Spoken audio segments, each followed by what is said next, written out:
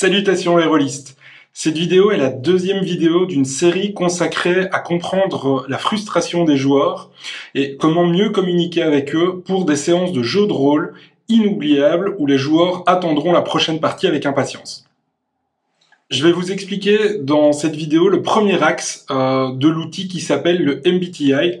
Donc si vous savez pas ce que c'est, n'hésitez pas à aller voir la première vidéo. J'explique dedans ce que c'est. Donc, vous pourrez retrouver la vidéo quelque part. Enfin, je sais pas encore comment on fait les vignettes, mais moi je trouverai bien. Si pas, elle sera en description comme d'habitude. Allez, c'est parti. Aujourd'hui, je vais vous parler d'extraversion et d'introversion. Le premier axe du MBTI illustre l'orientation de l'énergie, dont les deux polarités sont l'extraversion et l'introversion. Les personnes qui ont une préférence pour l'extraversion se ressourcent au contact du monde extérieur, des activités et des autres personnes. On dit que l'énergie est tournée vers l'extérieur. Les joueurs qui sont extravertis ont tendance à réfléchir à haute voix, à trouver des solutions plutôt par l'échange et la discussion. Ils participent de manière active à toutes sortes de tâches et ont tendance à agir rapidement. On dit qu'ils ont un schéma d'action, réflexion, action. Ils ont tendance à apprécier le travail d'équipe et la stimulation en groupe. Ils peuvent se montrer parfois impatients face à des travaux relativement longs ou lents. Et ils font preuve d'une certaine expressivité et d'une certaine éloquence. Ce sont des personnes qui peuvent prendre facilement la parole. Vous allez reconnaître un joueur extraverti parce que c'est souvent lui qui va prendre la place de chef du groupe. C'est un joueur qui va prendre rapidement une décision, même si aucun tour de jeu n'est instauré. Il va s'impatienter quand une situation est longue et proposer d'avancer. Et le personnage de prédilection de ce type de joueur, c'est souvent un guerrier charismatique, un personnage qui va se mettre en valeur par ses interactions avec les PNJ. A contrario, les personnes qui ont une préférence pour l'introversion se ressourcent au contact de leur monde intérieur, de leurs idées, de leurs pensées, de leurs émotions et de leurs sensations. On dit que leur énergie est tournée vers l'intérieur. Les joueurs qui sont introvertis ont une prédominance pour réfléchir avant de parler et pour trouver des solutions par la pensée et la concentration. Ils vont avoir besoin de calme et d'un espace personnel pour se concentrer. Ce sont des personnes qui ne vont pas agir spontanément. On dit que leur schéma de pensée est plutôt la réflexion, l'action et ensuite de nouveau la réflexion. Ils ont une certaine stimulation à résoudre leurs problèmes en étant seuls. Ils ont une préférence pour la communication écrite plutôt que orale. Et ils font surtout preuve d'une grande écoute. Les joueurs de type introverti vont plutôt se mettre en retrait et prendre la parole quand c'est son tour. C'est quelqu'un qui va attendre que tout le monde ait agi avant d'agir à son tour et préférer prendre son temps sans rien rater d'une scène. Le personnage de prédilection de ce type de joueur est plus souvent un mage ou un voleur, un personnage plus en retrait qui brille par sa réflexion ou ses interactions avec les éléments du scénario. Alors attention, ceci n'est pas une généralité. Personnellement, en tant qu'introverti, j'ai une préférence pour jouer des mages ou des voleurs. On va dire que je vais jouer un guerrier une partie sur 10. Ben ouais, on aime bien changer une fois de temps en temps aussi quand même. La frustration se traduit le plus souvent par un ennui et un décrochage de la partie. Le joueur parlera moins, fera autre chose sur le côté, voire dans le pire des cas, dira que la partie lui convient pas et quittera en plein milieu de la partie. Bon, le plus souvent, c'est les extravertis qui font ça. Les introvertis vont préférer rester dans la partie, subir le scénario pendant 4 heures et faire profil bas.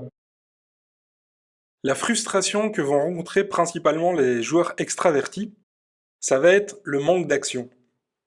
Alors, ce que je veux dire ici, c'est pas forcément le manque d'action comme dans les films hollywoodiens où il doit y avoir de la baston partout, des explosions, ce genre de choses.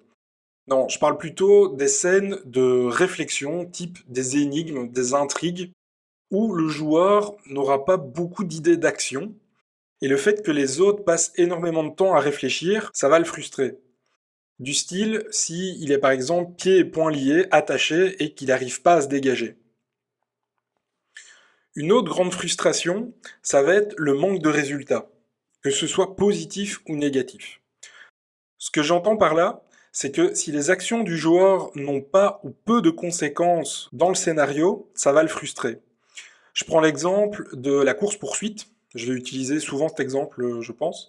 Le joueur ou les joueurs courent après un individu dans les rues. Le joueur extraverti va faire un test d'athlétisme, par exemple, pour essayer de le rattraper. Et il n'a pas de chance au dé, il a un mauvais résultat. Résultat, il ne le rattrape pas. Tour suivant de jeu, il va entreprendre probablement la même action, essayer de le rattraper. Mauvais résultat de dé, même conséquence, il ne le rattrape pas. Troisième tour de jeu, même conséquence, il ne le rattrape pas, ça va commencer à le frustrer parce que ses actions n'ont pas de conséquences. La meilleure solution dans ce cas-là, et j'en reparlerai plus en détail dans les conseils, c'est de changer le résultat des actions, du style s'il n'y arrive pas au bout de 2 fois, ben, tant pis, la personne s'échappe. De son côté, l'introverti va avoir comme principale frustration le manque de temps de réflexion. S'il est trop sollicité, il va pas avoir le temps de réfléchir et le plus souvent, il va vous dire comme réponse « je ne sais pas ». La deuxième frustration principale, ça va être le manque d'écoute. Ce qui est un petit peu paradoxal parce que un introverti ne va pas parler ou agir spontanément, mais c'est pas pour autant qu'il n'aime pas qu'on l'écoute.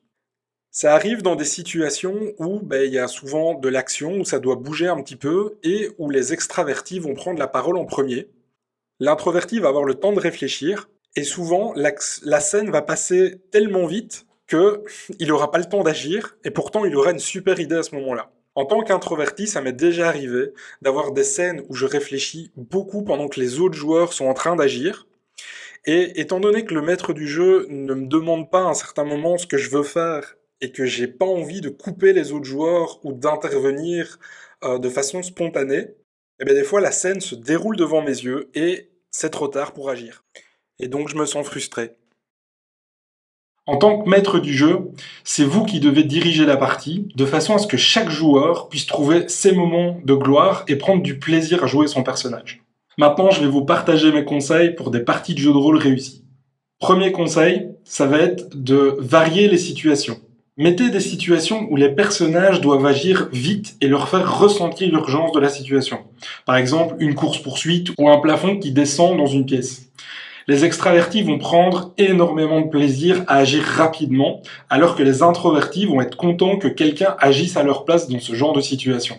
Enchaînez ensuite avec une situation un petit peu plus lente qui demande de la réflexion.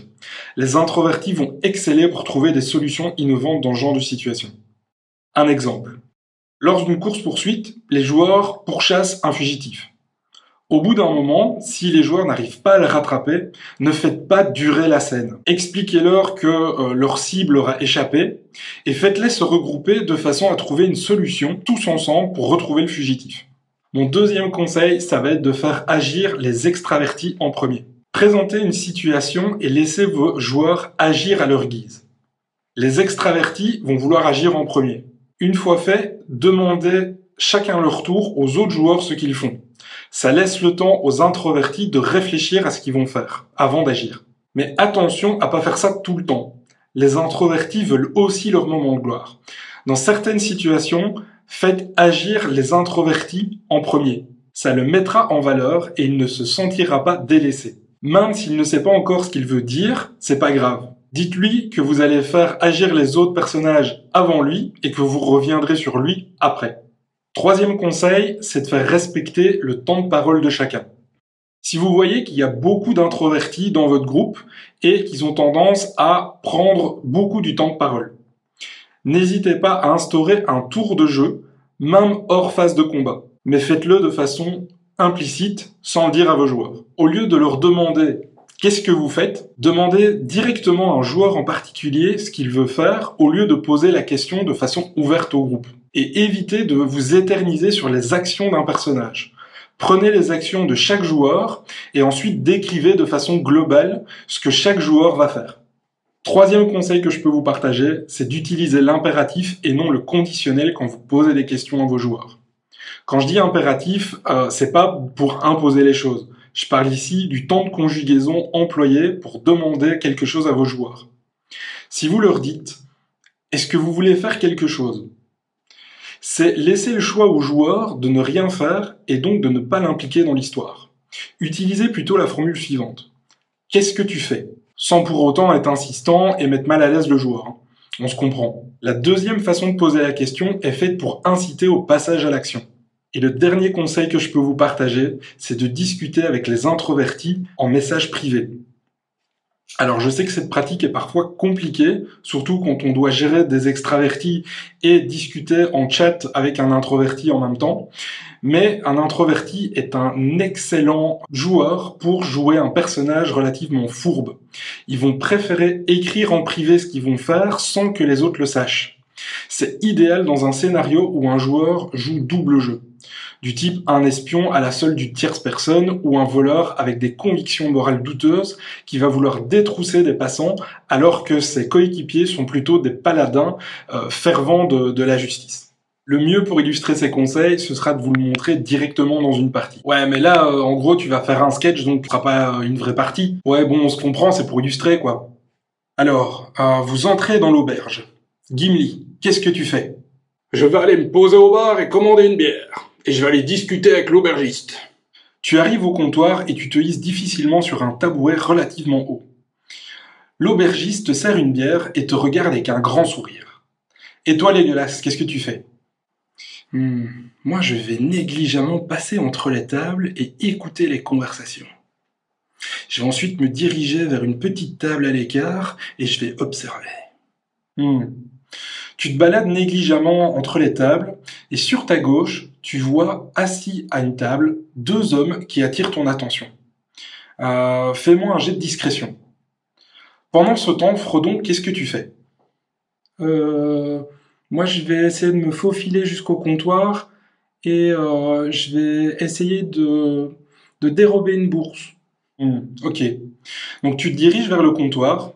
Tu es relativement petit et discret, mais il y a beaucoup d'agitation dans l'auberge et tu es souvent bousculé.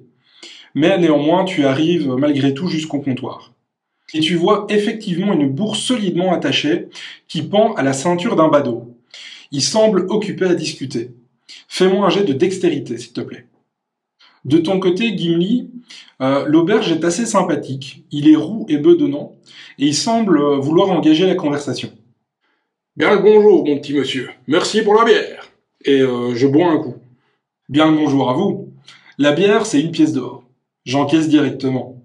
Comprenez-moi, l'ami, l'auberge est bondée et ça m'est déjà arrivé de voir des clients partir sans payer.